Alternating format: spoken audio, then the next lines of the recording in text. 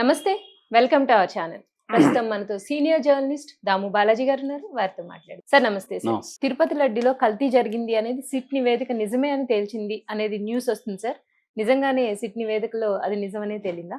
మామూలుగా ఇప్పుడు సిట్ వేశారు. ఆ సిట్‌లో అంటే సుప్రీంకోర్టు ఆధ్వర్యంలో సిట్ ఫామ్ అయింది. సిట్ వచ్చి సిబిఐ గైడెన్స్‌లో సిబిఐ డైరెక్టర్ ఆధ్వర్యంలో పనిచేయమని సుప్రీంకోర్టు ఆదేశించింది.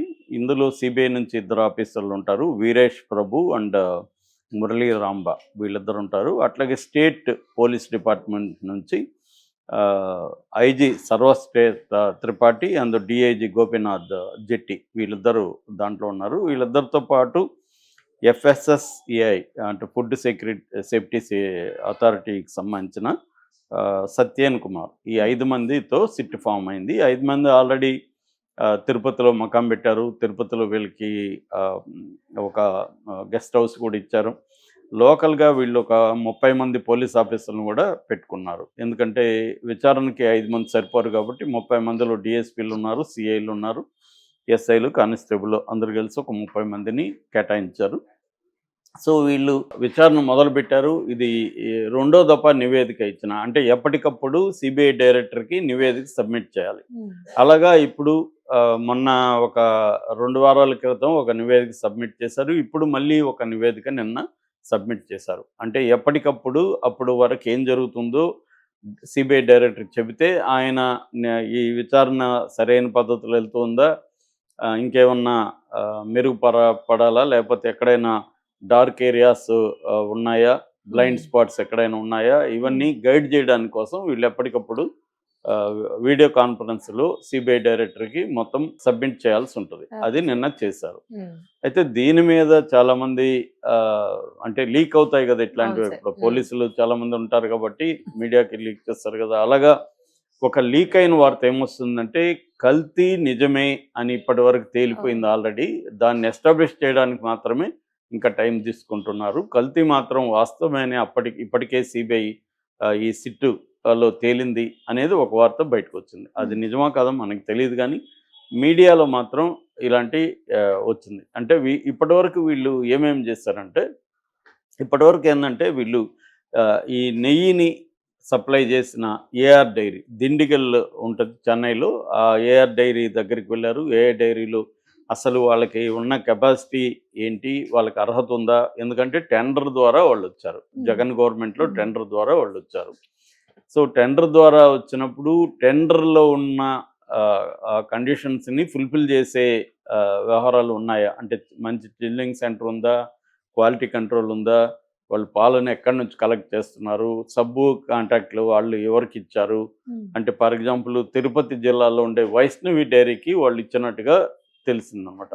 మళ్ళీ వైష్ణవ్ డైరీకి ఒక బృందం వెళ్ళి వైష్ణవ్ డైరీలో పరిస్థితులు ఎట్టున్నాయి, ఎందుకంటే కల్తీ అనేది ఎక్కడన్నా జరగచ్చు కదా, కలెక్షన్లో జరగచ్చు, ప్రాసెసింగ్లో జరగచ్చు, ఎక్కడైనా జరగచ్చు. ఒకవేళ కల్తీ జరిగిందా లేదా అనేది ఫస్ట్ నిర్ధారణ. కల్తీ జరిగితే ఎక్కడ జరిగింది, అది ఏఆర్ డైరీలో జరిగిందా లేకపోతే వైష్ణవ్ డైరీలో జరిగిందా, అది ఒకటి. రెండవది వీళ్ళు సర్టిఫికేట్లు ఎలా ఇస్తున్నారు. ఎస్ఎంఎస్ ల్యాబ్ అని చెన్నైలో ఉంటుంది. వాళ్ళ దగ్గర ఏఆర్ డైరీ సర్టిఫై చేసుకొని ఈ సర్టిఫికేట్ని టీటీడీకి సమర్పిస్తారు.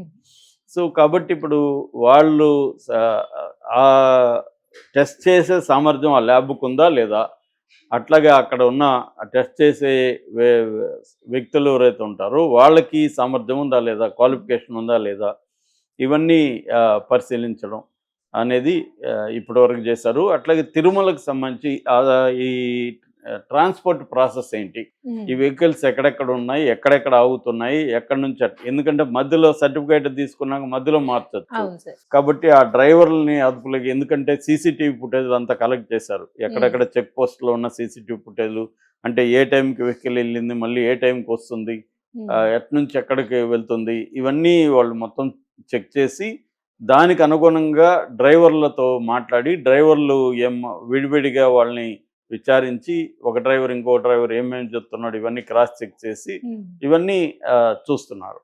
అట్లాగే తిరుమలలో ఒకవేళ వాళ్ళకి డౌట్ వస్తే వాళ్ళు టెస్ట్ చేస్తే ఇక్కడ కూడా 3 అంచెలుగా టెస్ట్ చేస్తారని తిరుమలలో కూడా చెప్తున్నారు. అయితే మరి వాళ్ళ ప్రాసెస్ ఏంటి? అసలు మొత్తం ప్రసాదంలో ఏ ఏ పదార్థాలు వాడుతున్నారు? వాటి క్వాలిటీని ఎలా నిర్ధారిస్తున్నారు? ఇవన్నీ గూడా సిట్టు చేయాలి. ఇది మనకు పైకి సింపుల్‌గా కనబడుతుంది అవును గానీ సార్. Very very complex. అవును. వెళ్ళే కొద్దీ మైక్రో లెవెల్‌లో ఇన్వెస్టిగేషన్ వెళ్ళే కొద్దీ అనేక హ్మ్. అంశాలను పరిగణలోకి తీసుకోవాలి. ఎందుకంటే రేపు పొద్దున సుప్రీం కోర్ట్‌కి వీళ్ళు డైరెక్ట్‌గా సబ్మిట్ చేయాల్సుంటది. సుప్రీం కోర్టులో రేపు మళ్ళీ వీళ్ళు ఛాలెంజ్ చేస్తారు గదా! ఏఆర్ అవును. డైరీలో జరిగిందంటే వీళ్ళు ఛాలెంజ్ చేస్తారు. రెండోదేందంటే సుప్రీం కోర్ట్ గూడా మళ్ళీ దీన్ని ఈ విచారణ వీళ్ళు ఎలా ఏది నిర్ధారణకొచ్చినా కల్తీ జరిగిందని నిర్ధారణకొస్తే ఎలా వచ్చారు ఎలా అనేది జరిగింది? గూడా హ్మ్. ప్రూవ్ చేయాలి సుప్రీం కోర్ట్‌లో. సో, కాబట్టి ఇవన్నీ ఉంటాయి. సుప్రీం కోర్ట్ ఆల్రెడీ చంద్రబాబు గాని, లేకపోతే మిగతా వాళ్ళు మాట్లాడిన దాని మీద అబ్జెక్ట్ చేసింది. హ్మ్. మీరు అసలు విచారణ లేకుండా కన్క్లూజివ్ ఎవిడెన్స్ లేకుండా ఎలా మాట్లాడతారు? హ్మ్. ఒక్కటి ఓన్లీ నేషనల్ ఎన్‌డీబీ అంటే నేషనల్ డైరీ బోర్డు సంబంధించిన కాఫ్ అనే ఇన్‌స్టిట్యూట్ ఇచ్చిన దాన్ని బేస్ చేసుకొని మీరు ప్రకటించారు. ఆ కాఫ్‌లో గూడా డిస్క్లైమర్ ఉంది. డిస్క్లైమర్ ఏందంటే కల్తీ పాల అక్కడ జరిగుండొచ్చు. ప్రాసెస్‌లో టెక్నికల్ ప్రాసెస్‌లు జరిగుండొచ్చు. ఈ పశువులకి ఇచ్చే దానాల ద్వారా కల్తీ జరిగుండొచ్చు. రెండోది మేము కల్తీ జరిగిందని మేము చెప్పడం గూడా 100% వాస్తవం హ్మ్. కాకపోవచ్చు. ఎందుకంటే మా రిపోర్ట్‌లో గూడా ఫాల్స్ పాజిటివ్ గూడా కావచ్చు. హ్మ్. అనేది వాళ్ళు డిస్క్లైమర్ ఇచ్చారు. అట్లా డిస్క్లైమర్ ఇచ్చినప్పుడు మీరెందుకు వేరే దగ్గర ల్యాబ్‌లో టెస్ట్ చేయించలేదు? సెకండ్ ఒపీనియన్‌కెళ్తాం అవును. కదా! ఇప్పుడు అవును మనం సార్. మనుషులైనా మనం హాస్పిటల్‌కెళ్తాం. మనకొక హ్మ్. జబ్బుందంటారు. చాలా సార్లు హాస్పిటల్‌లలో గూడా ఏం జరుగుతుంది? చాలా హాస్పిటల్‌లలో 80% టెస్ట్‌లలో పాజిటివ్ ఇచ్చామని చెప్తున్నారు. హ్మ్. వాళ్ళకి కోటాలు ఇస్తున్నారు. ఈ రోజుకి ఇన్ని పాజిటివ్‌లు ఇవ్వాలని. సో, హ్మ్. వాళ్ళు పాజిటివ్‌లు ఇచ్చేస్తారు. హ్మ్. సో, అందువల్ల పేషెంట్‌లు గూడా ఏం చేస్తున్నారు ఈ మధ్య ఈ పాజిటివ్‌లు పట్టుకొని ఇండిపెండెంట్‌గా వేరే ల్యాబులకెళ్ళి హ్మ్. టెస్ట్ సెకండ్ చేసుకుంటారు. ఒపీనియన్ సెకండ్ తీసుకు ఒపీనియన్ హ్మ్. తీసుకుంటున్నారు. తీసుకున్నాక గాని ఒక నిర్ణయానికి రావట్లేదు. అవును సార్. ఎందుకంటే ఈ హాస్పిటలోళ్ళు అనవసరంగా అవసరం లేకపోయినా సర్జరీలు చేసేయడం, హ్మ్. ఏవో చేసేస్తున్నారు. స్టంట్‌లేసేస్తున్నారు హార్ట్‌కి. సో, అనే ఒక భయముంటది. అలాగే ఇది గూడా ఒక వాళ్ళు ఇన్ని డిస్క్లైమర్‌లు ఇచ్చారు. ఫాల్స్ పాజిటివ్ అని గూడా చెప్తున్నప్పుడు నువ్వు సెకండ్ ఒపీనియన్‌కి వెళ్ళకుండా, సెకండ్ వేరే ల్యాబ్‌లో టెస్ట్ చేయకుండా మీరెందుకు ఇప్పుడు ఆ ల్యాబు సామర్థ్యం ఏంటో తెలీదు. ఆ హ్మ్. ల్యాబు ఇవ్వగలిగిన సమర్థం ఉందా లేదా? రెండో దగ్గరికి వెళ్ళాలి గదా! వెళ్ళకుండా దీని మీద ఎంక్వైరీ వేయకుండా ఎలా ప్రకటిస్తారు మీరు? దేవుడితో రాజకీయాలు చేస్తున్నారు. అది హ్మ్. మంచిది కాదని సుప్రీంకోర్టు. అందువల్ల ఇప్పుడు ఈ సిట్ అనేది చాలా బాధ్యతాయుతంగా పనిచేయాల్సుంటది. చాలా జాగ్రత్తగా చేయాల్సుంటది. రేపు పొద్దున కోర్ట్‌లో ప్రూవ్ చేయాలి. వీళ్ళేదన్నా హ్మ్. ఇచ్చేసి ఊరుకుండడం గాదు గదా! దానికి ఇచ్చిన దానికి వీళ్ళు సైంటిఫిక్‌గా ఎలా చేసామో చెప్పగలగాలి. సో, అందుకని సిట్ ఏందంటే తరోవుగా ఒకటి మనుషుల్ని ఇంటర్వ్యూలు చేయడము. అక్కడున్న ఏ ఏఆర్ డైరీ కావచ్చు, వైష్ణవి డైరీ కావచ్చు, లారీ డ్రైవర్లు కావచ్చు, తిరుమలలో పనిచేసేవాళ్ళు కావచ్చు, దీంట్లో ఇన్వాల్వ్ అయిన వ్యక్తులందరినీ ఇంటరాగేట్ చేయడం.